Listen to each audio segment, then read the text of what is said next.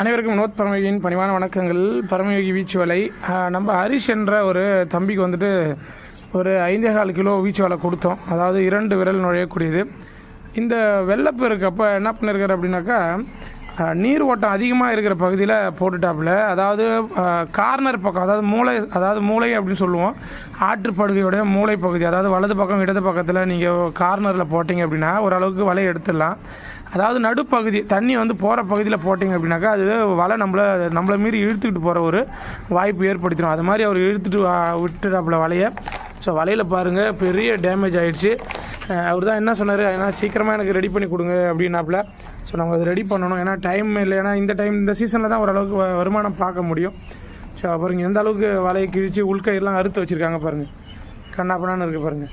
So அது மாதிரி நண்பர்கள் போட சொன்னாங்கன்னு போட்டுட்டாங்கன்னாப்புல. ஸோ இதெல்லாம் பார்த்து செய்யுங்க. வாழ்க யோகம், யோகம் விளையாட்டும். அடுத்த பதிவில் கண்டிப்பாக